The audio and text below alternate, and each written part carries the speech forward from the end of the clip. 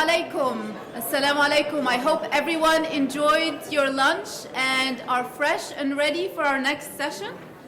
Our next session, it's a workshop entitled Growth Hacking Scaling to 8 Figures in 24 Months. In this workshop, we'll look at different growth hacks, utilizing data technology, and find scalable ways and repeatable ways to gain customers and to grow your business. I know that I personally will be listening closely and taking notes. And I'd like to introduce Arun Saraswat, CEO of MindPropel.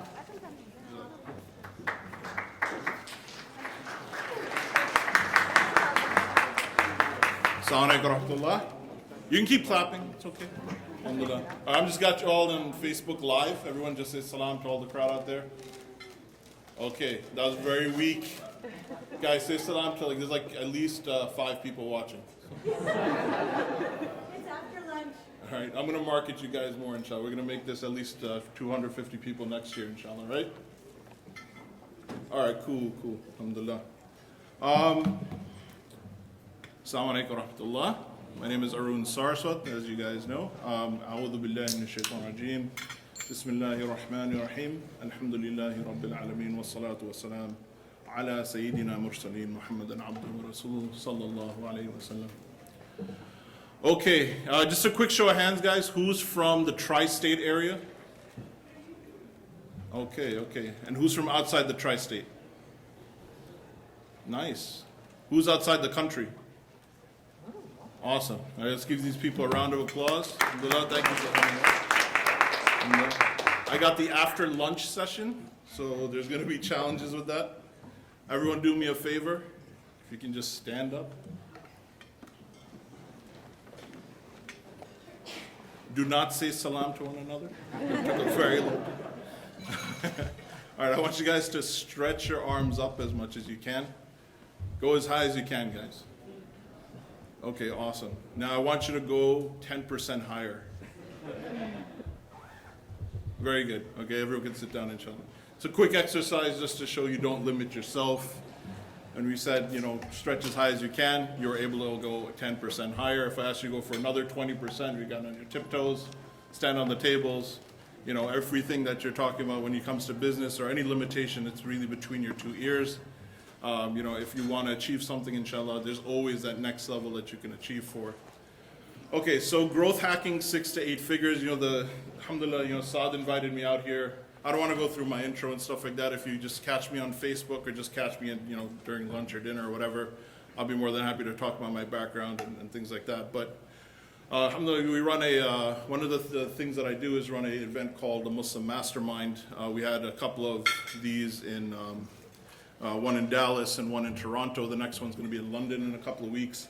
Saad, alhamdulillah, was gracious enough to attend the first one in Dallas. It's probably the premier Muslim networking event. I was just talking to a couple of guys in the crowd, and honestly, I believe that, alhamdulillah, we don't network enough in the community. And there's baked in stuff or, kind of aspects of the deen of Islam that kind of, promote networking, like Jummah or any Salah or whatever, or Eid even, just to get together, and we should leverage those opportunities to talk to one another. Most likely, besides the non-masjid growing crowd, which is cool, but there's so many aspects within the community, whether you're talking about, just Islamic values of family or, community, where we should be getting together and networking more often. So we put on this event called the Muslim Mastermind. Obviously there's value in the workshops and the lectures and all that, but the real true value is the networking. And that's something I really like to see here in AMCC. I really like the fact that a lot of people were speaking to one another. The tables got mixed up. That's a good sign. That's a very good sign that the event is really, what its purpose is for. You guys are going to learn some things up here on stage, but honestly, the real learning, the real action happens, off of the stage when you guys are talking to one another and networking, inshallah. So I want to encourage all of you guys to do that much more. So I was asked to kind of give something practical, and there's a lot of theory that I could talk about, but honestly, I'm going to talk about a simple, very quick case study where we took, a company in the Muslim space and, took them from 6 figures to 8 figures in a couple of years. So, they were probably in the mid to, mid to high six-figure level in 2013, and we took them to about over 10 million in revenue in a 24 months period, inshallah. So really quick question. Who's heard of this man, DJ Khaled? Really? Oh, that's going to be... No, seriously, who's heard of him? Who follows him on Snapchat? You can admit it. I follow him. I think he's a brilliant marketer, personally. He's taken a brand new platform, and he's probably leveraging it better than almost anybody out there. Who's heard of Gary V? Gary Vaynerchuk? He's one of the early investors in Snapchat. He's leveraging it really well. I actually think my man here does it a little better. He's got tremendous amount of following. He's made millions off of Snapchat. But anyway, what I want you to do so you don't fall asleep, especially since it's after lunch, every time you kind of see this guy, it's an important note. It's basically a major key that I want you guys to keep in mind during my presentation. And I want you guys to say another one. Okay? Let's practice. Guys, it's a major key. All right, cool. A little louder? All right, cool. Just keep that in mind, inshallah. He's going to be peppered throughout my presentation. Guys, I want you to remember these major keys when I talk through it, inshallah. Okay, so what we're talking about is that you have an existing business, okay? And, there's different, different presentations that I'd provide if you guys are brand new starting out. Quick show of hands, who already has an existing business? Raise them up high, please.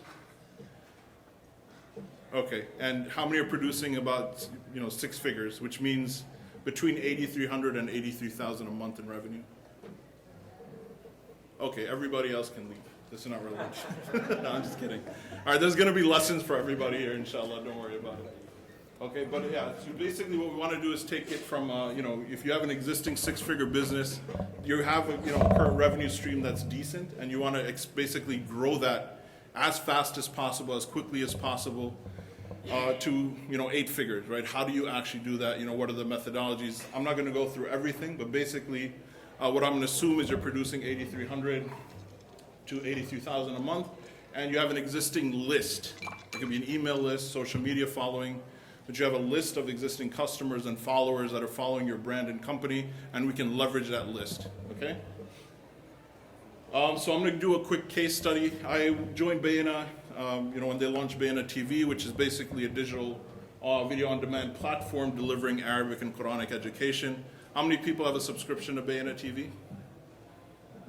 Okay, cool. How many people have heard of Bayyinah? All right. So yeah, basically it's a subscription-based model, and we grew that particular digital offering to 8 figures, and that was the main driver of that revenue. And we did it basically leveraging the existing list that Bayyinah had built over a few years. Now, the starting point for the assets that we were leveraging, in 2013, we started with a personality fan page of 300,000 on Facebook. We had a Bayyinah branded fan page of about 30,000 followers.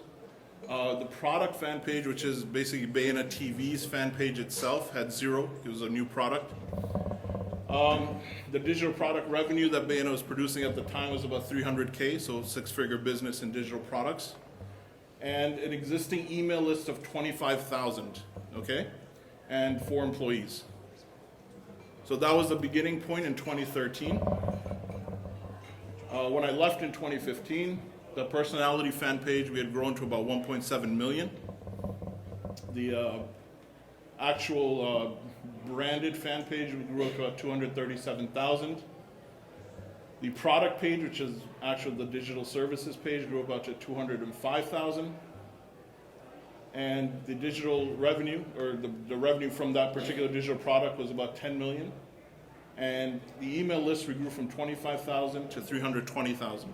And this is actually the biggest factor in our revenue growth, was to grow that list. And not only did we grow the list, and this is what I'm going to primarily focus on today, but we actually pared down. That 25,000 initially, we probably lost half of that because there were an unengaged audience. So this is a lot of this, about 300,000 people is brand new. And we grew to over 45 employees in 7 departments, which presents its own set of challenges when you grow that fast.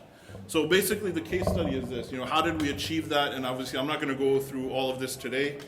especially considering, okay, all right, let me hurry this up. Okay, so basically we did aggressive lead capture.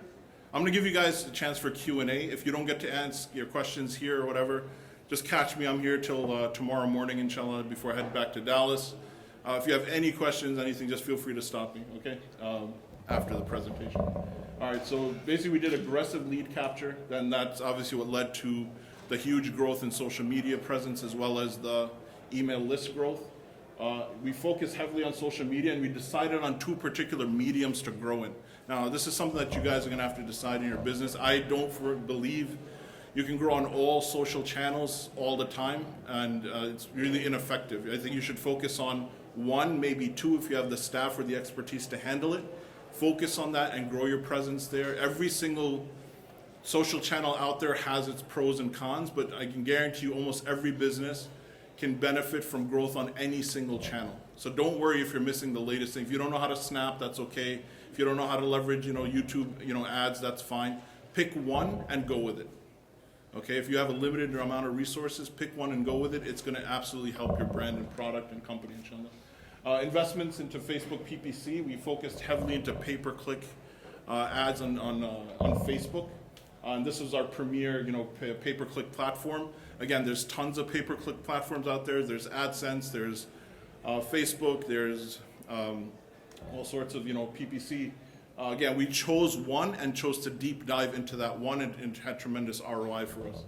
Okay, so you have custom and lookalike audiences. Guys, is anybody here leveraging Facebook ads in their business? Hands up, please. It's hard for me to see. Okay, I really would like to see that like at least 60% of the room. If you have businesses, Facebook is probably one of the best social platforms to leverage. It's really cheap right now, especially if you consider video ads. Again, you have to have metrics to properly, really value your ROI, but there's a lot of tools and courses out there for that. But Facebook right now is extremely cheap. It's like how Google was in like 99 or 2000. It's very cheap to run Facebook ads, and the ROI is tremendous if you're tracking it right. And also they provide retargeting. Anybody here familiar with the concept of retargeting? Yeah, if you go to like, I don't know, Nordstrom's or Macy's or whatever, and then you get basically Nordstrom and Macy's ads every single page that you hit. Has anyone experienced that? You go to a particular brand, you go to a particular site, and then everywhere in your Facebook feed, even in the sites that you go to, you see banner ads and all this stuff. That's retargeting, okay? And it works. It really works very well. So basically, we also leverage live video webinars online. We implemented a CRM, customer relationship management. Guys, for everyone, I keep saying guys, I mean to be gender neutral, it's just the way I talk, okay? Guys and gals, okay? Is anybody here who runs a business implementing CRM? Ooh, that's low. Okay, this is what we're gonna cover today, inshallah. Okay, CRM, this is the most important thing that you can do for your business if you're a SMB. If you're a small, medium business and you're not implementing this, this is the most important thing. And don't worry, most small businesses don't have CRMs implemented. And if they do have CRMs, they're highly under leveraging the power of the CRM. But I guarantee you, inshallah, this can absolutely change the entire way you do business, and it can absolutely skyrocket your revenue. And also we implemented marketing workflow automation. Some of this stuff might be unfamiliar. I'm gonna go through it right now, inshallah. Okay, that's a lot of stuff. Obviously too much to cover in one presentation. Another one. Very good. That guy's gonna get a prize, man. Guys, louder. Another one. Thank you. Today we will focus on some fundamentals that can work for any business. So fundamentals, that's the key. Okay, that's the major key I want you guys to walk away with. There's a lot of shiny objects out there. There's so much new stuff coming out every single year, every single month, new platforms, this and that. Focus on the fundamentals of business, okay? And that's what I'm gonna cover today, inshallah. Essentially, is anybody here familiar with Jay Abraham? Okay, cool. So he's a very, very highly paid business consultant. Essentially, there's 3 ways to grow any business. And obviously there's hundreds and thousands of different strategies and techniques, but they boil down to 3 things, right? 1, you can acquire more customers. 2 is you can increase your average transactional value, meaning raise the price or offer higher price products to your customers. Or 3, get each customer to buy more from you more often, or what we call the LTV, increase the lifetime value of the customer, okay? Essentially, in any business, this is what you can do. There's only 3 things that you're going to do to grow your business. Now, when we talk about, huge explosive growth in a short period of time, what are we talking about? How are we going to leverage these 3 ways to do it? So, what happens when you grow in each area? Okay? What happens when you grow in each area? And if people, typically when they think, look, okay, you grew, 10x or you grew 20x or 100x in, 10, 24 months or whatever, it's not that we got 24 times or 100 times the customers, right? Because what we're talking about is revenue growth. So if you just focus on increasing your 10% and increase in new customers, okay? If you just get 10% increase in each transactional value, and you get 10% increasing existing sales, right? Sales to your existing customers, and you do that every 6 months, that's actually, you almost doubled your business in 1 year. That's 177% growth, right? It's almost like compounding. You don't have to focus on getting almost double the new customers, right? Which is what happens typically when you're talking about, most companies, when you say, look, how do you grow? What's the strategy for us to increase your revenue growth? They think, I got to market more and get twice as many customers. You don't. You just need a 10% increase in each of these areas twice a year, and you almost doubled your business. Okay? This is a very powerful concept. Another one. All right, cool, man. A 10% increase across 3 areas every quarter. Imagine you do this every quarter, right? You have 1 or 2 people dedicated in your organization that are interested in increasing, increasing your customers, increasing your existing sales, and raising, or increasing the value of the sales. You're gonna triple your revenue in 1 year if you could do this every quarter. And honestly, it's not that difficult if you have people in the organization focus on just one particular thing. Okay? Another one. Crowd. All right, I'm telling you, it's going to help you remember this. A 25% increase across these 3 areas every quarter results in a 1,455% growth. It's pretty much like compounding interest, right? It's compounded growth. This is how we grow exponentially in any business. This is kind of, this is the strategy we used at Bayyinah in the case study. We did not get 1,000 times more customers. We leveraged the customers we had to increase sales to them and more often. We introduced higher priced services and products, and we also increased our new customers, okay? So this is the epiphany, right? To experience explosive growth does not require huge gains in any single area, okay? You can have modest gains, but if you do it consistently across those 3 areas, you're gonna compound that growth. Everyone clear with that? All right, that was an epiphany to me. Anyway, look, all 3 growth methods have merit. However, which one is the easiest? I'm gonna ask you guys, which one of those 3 methods is the easiest thing to implement in a business? Selling to your existing customers. Oh, so selling to your existing customers? Anyone differ with that answer? Easier or most effective? Easier. Easier. I only have like 5 minutes left, so we're gonna go with easy right now. Transaction cost. Transaction costs, okay. Actually getting existing customers to buy more and more often, right? It's actually, you already have an existing relationship. So if you understand how to leverage that relationship with the existing customer, it's much easier to sell them back, especially if they had a good experience with your product or service. It's much cheaper. It's 5 to 7 times more expensive to acquire a new customer than to sell to an existing one. Okay? Does that make sense? Logically? All right, good, very good, all right. And to re-engage an existing customer to increase your lifetime value, right? So the value of an existing customer also, there's 50% more likely to try a new product, and on average they spend 31% more than new customers, right? And it makes sense because they're already familiar with your product and brand, particularly if you have a company that's been focused on providing great customer service, and basically, taking care of your customers. They're actually much more likely to spend more than a new one, right? They're already familiar with you guys. Now, quick question, does that make sense? Is it common sense, right, to sell to the people who already bought from you? Yes? No? Yes. Okay, cool. However, most businesses focus on new customer acquisition, right? And that's the reality of most businesses, right? 44% focus on new customer acquisition, and only 18% focus on customer retention. Okay. So this is really intriguing because most people, it sounds like, look, it makes sense. It's very common sense to just sell to the same people who have bought from you, right?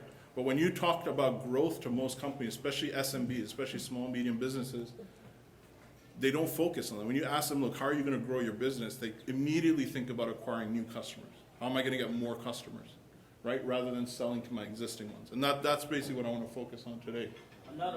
Another one. So what do we have to do to sell to our customers? We have to understand it, right? You really have to understand who your customers and clients are. So who are your customers? You know, where do they come from? What are they looking for? What are their hopes? What are their fears, right? How do they view you and your company or an organization? What gets them out of bed in the morning? What do they smell? What do they feel? What do they look at?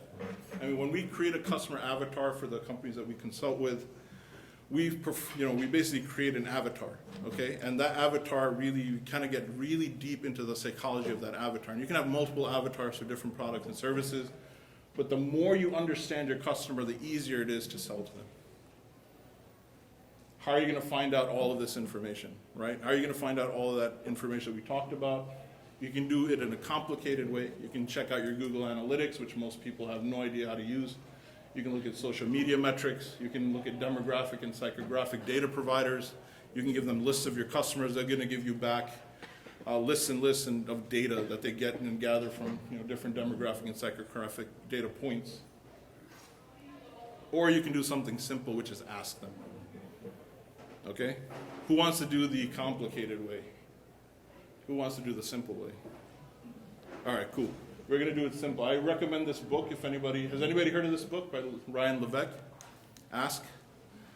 He introduces something called the Ask framework, which essentially is a great kind of polling and customer survey framework that any company can use. And I guarantee you, inshallah, if you leverage this framework, it's going to increase your bottom line. If you do nothing else, take this book out, leverage it, try it in your business. Within 3 to 6 months, you're going to see the bottom line increase. It's that powerful, okay?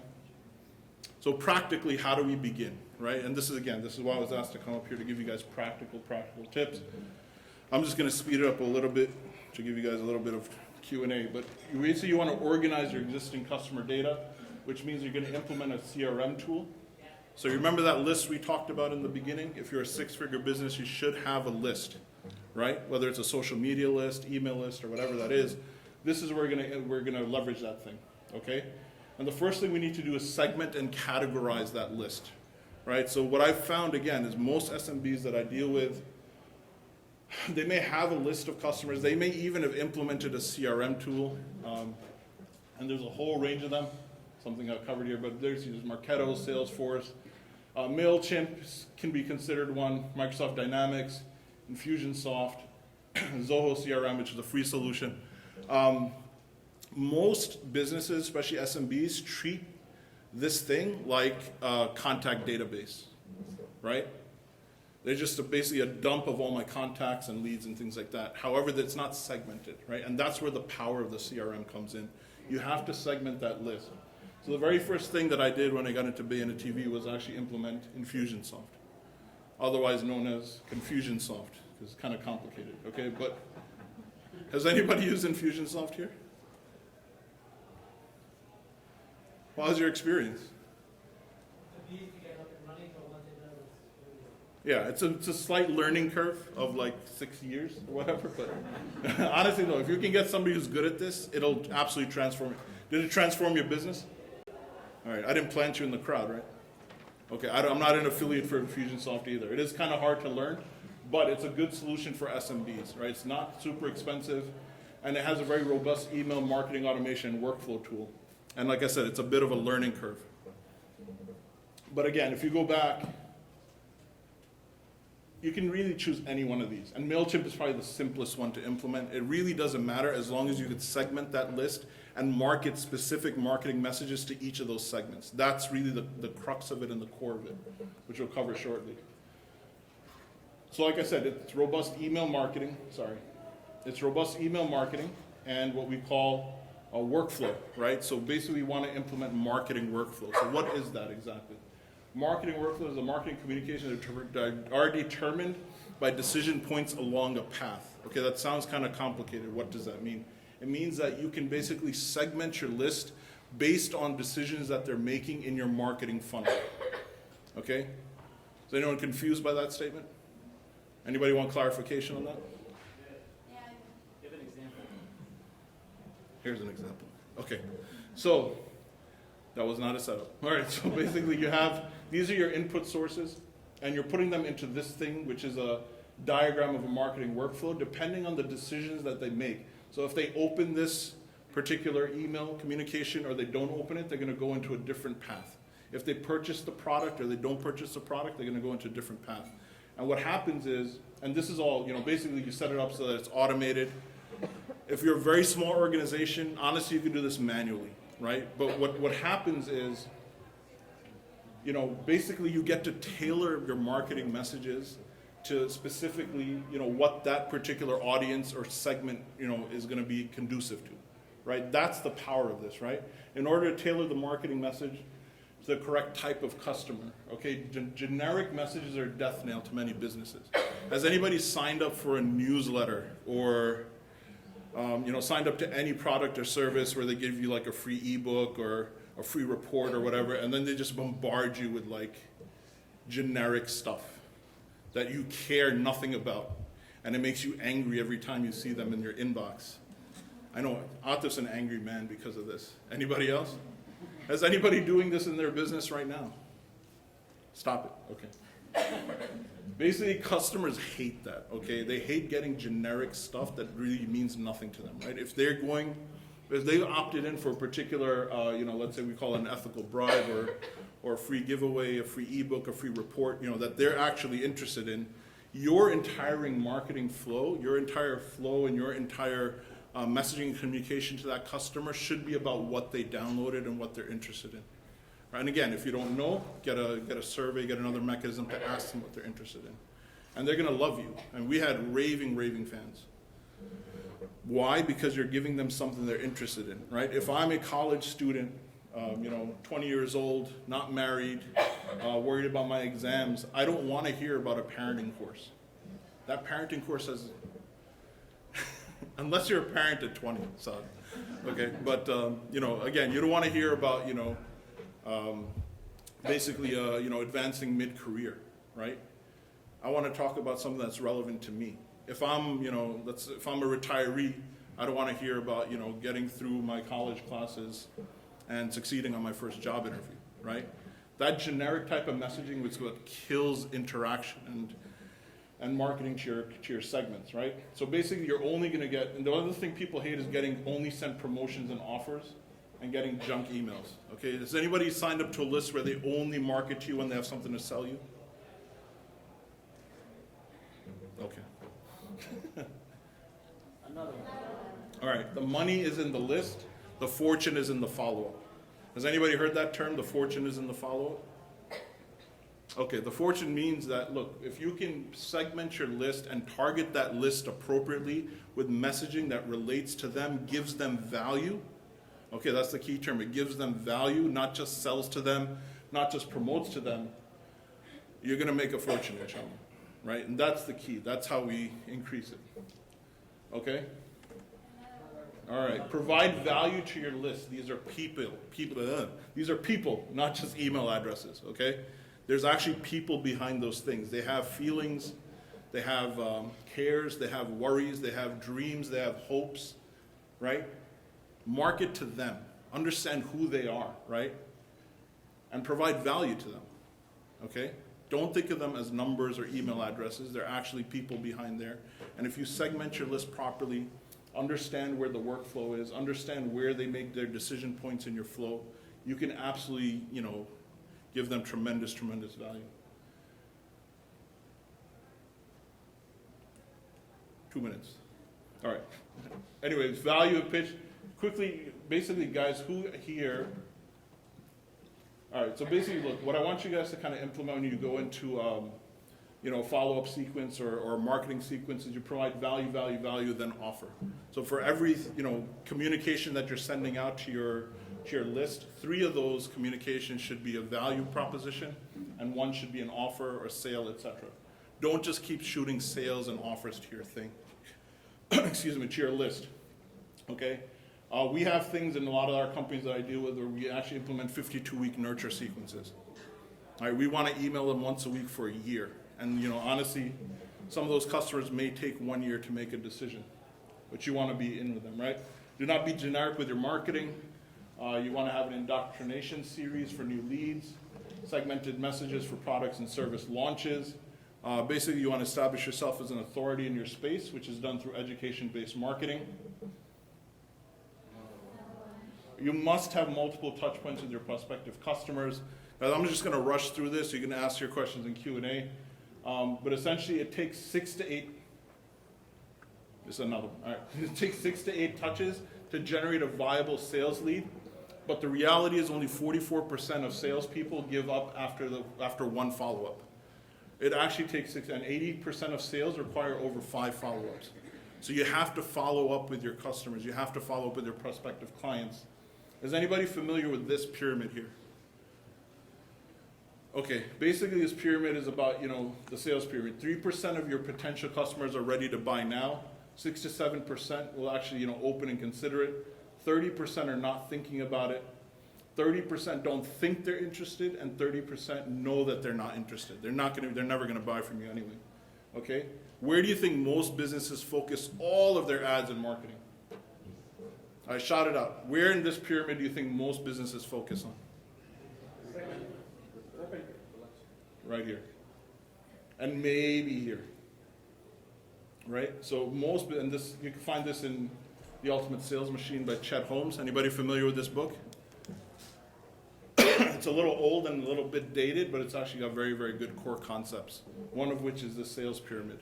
Most companies focus all of their marketing and sales to 3 to 10% of buyers who are ready or willing to buy now.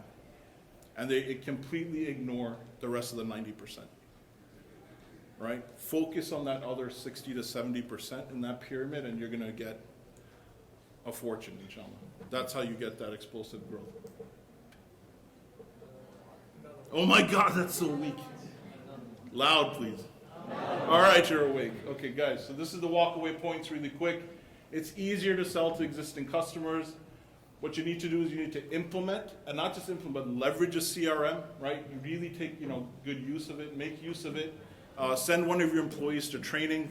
Understand it. This stuff will make you guys a fortune, inshallah. Really understand and care for your customers. Don't just treat them like a number. They're people. They're people with hopes, dreams. They want something from you. You're going to provide some value to them and treat them that way. Create tailored marketing workflows. Segment your list. Provide value, then pitch. Follow up, follow up, follow up. All right, that's a lot of stuff. Okay, basically if you want to just hear from me, reach to me on Facebook or connect with me at Arun at MindPropel.com. I'm just going to leave this up here because this is the stuff that I want you guys to walk away with. If this is the summary of the whole presentation, inshallah. Let's open it up to Q&A. There's a mic here up front, so if anyone has a question, please come up to this mic right here. Assalamu alaikum. Walaikum salam. Tariq Al-Masidi with the nonprofit Celebrate Mercy. We met. Oh, good. Alhamdulillah. Question on CRMs related to nonprofits, Yeah. how they differ, especially when you're trying to stay connected with potential donors or past donors. Yeah. Does it differ, and do you have any recommendations there? I think Salesforce provides nonprofits with a free version. Are you guys implementing a CRM right now? No, not. I would recommend looking at Salesforce. I think it's pretty much free. It's a very powerful CRM. Again, there's going to be a bit of a learning curve, but it has tons of API integrations with all sorts of stuff. And I'm almost positive they have a free version for nonprofits. Yeah. Yes, they have. Confirmed, right? Yeah. So my name is Waleed. I'm with your Community Insider. Everything that you just mentioned either costs an enormous amount of money or it takes a lot of time. So if you could just pinpoint 1 or 2 things that somebody can implement tomorrow, what would they be? Yeah, no, I don't think it takes enormous amount of money because some of those solutions are practically free, like MailChimp, as an example, or Zoho CRM. Zoho, I think, is actually, it's open source and it's free. Again, it's either you're going to get one or two things. You're going to get, what's the quote? It's cheap, fast, and easy. Pick two, right?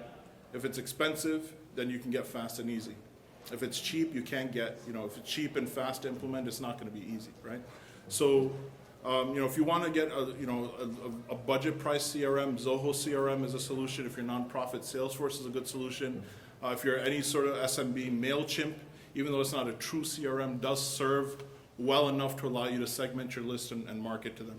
So I would say that is like, look at your existing customer base. The other thing also, look, the whole premise of this presentation is that you're a six-figure business already, trying to scale to 8, right? If you're brand new and just starting out, that's a different set of things that you have to focus on. I would focus on generating leads first and understanding your customer base if you're brand new, right? But this is for somebody who's already generating somewhere from 8,300 to 83,000 a month in revenue, which means you do have some revenue, plus you have an existing list to work with, right?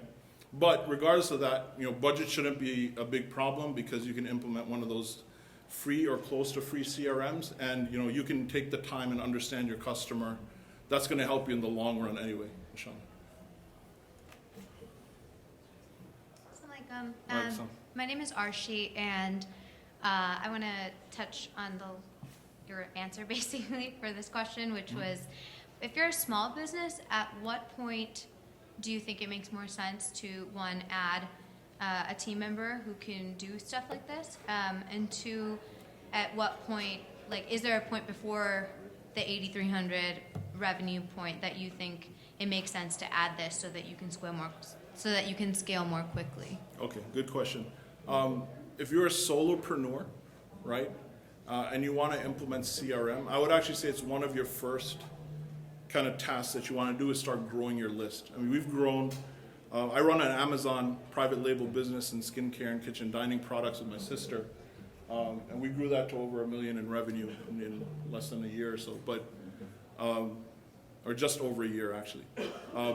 One of the things that we regret is we didn't start list building immediately, right? It doesn't take a lot to build that list. Even if you're a solopreneur, think about building your customer list and think about segmenting that immediately. Because what happens is they're your existing customers. Once you put that time and effort to acquire that customer, it's 5 to 7 times easier to sell them back rather than focus on getting new customers, right? So get that done immediately. You can do it as a solopreneur. You can get a virtual assistant to help you, but honestly, as a business owner, you should have that deep understanding of your customer base first. And then you can pass it on to somebody else, right? But I would say, look, within the first 6 months to 12 months, it can be the business owner. It's no problem, right? Yes, it's a little bit of work, but honestly, that work pays off in droves. It's like a 10x return. That work that you do to build your list, segment that list, understand it, and resell to those same customers, it returns 10x down the line. Yeah. Hey, Sakum. Alex. My name is Shoaib. I work for Adobe Systems. I just had a quick question. For MindPropel, are you guys looking at a DMP? So when you're looking at segmenting the list, Yeah. where are you getting the data from? So it depends. And when we started with the initial list, I mean, there's basic segmentation, gender, male, female, the demographic stuff, region, city, right? Basically, how they think. But once we started implementing a CRM, then we let the marketing workflow segment it for us. So based on those decision points, it would automatically segment at that point. It's all driven by tags. I think Adobe's solution is, I don't know if they have an SMB solution. Usually I've looked at them as an enterprise solution, but I don't know if they offer something in this space. Yeah, I think especially for, if you have customers that you have data on, a DMP might be helpful to help not only like one customer, but a data management platform. Okay. So getting first party, second party, third party data in. That might end up helping all your customers where you can collect data and kind of socialize it. Right. So that could be something that I would actually still recommend getting that Ask book by Ryan Levesque. Yeah. It provides a great framework for starting to understand the segmentation, and then they basically leverage to a tool. Yeah. Cool.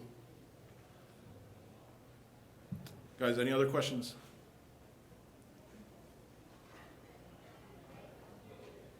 Yep. You didn't touch Can you get to the mic?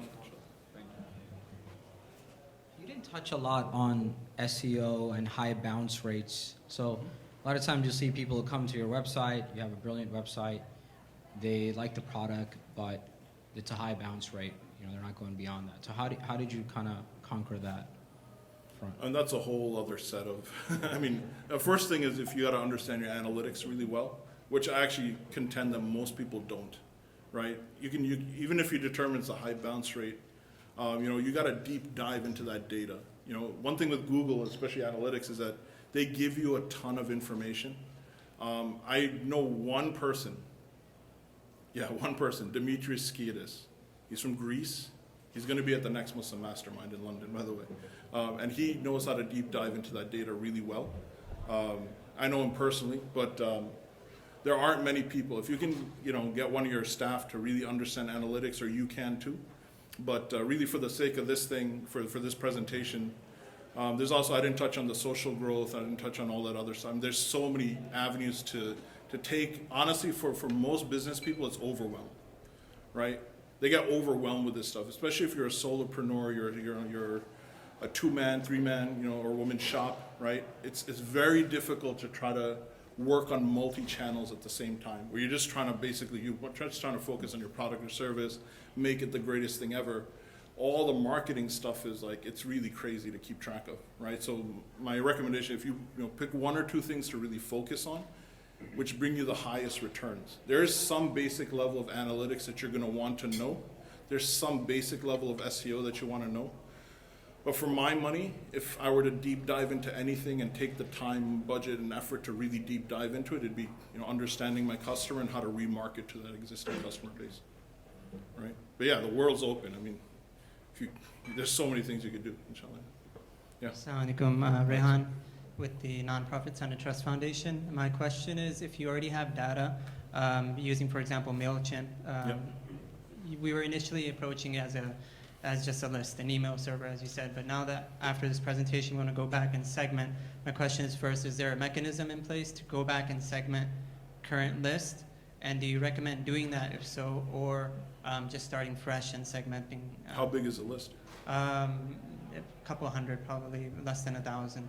Okay, yeah, now's a great time to start. Start looking at if you can easily identify certain segments. Obviously, there's the basic ones like geography and things like that. It depends on what you're interested in targeting. But I'd recommend getting that book, Ask. Okay. Go through their framework and start figuring out how you can get your list to give you the information that you need to start, intelligently segmenting that to things that make sense, right? So that's what I would do. If it's a small list, that's great. Now's the time to start doing it.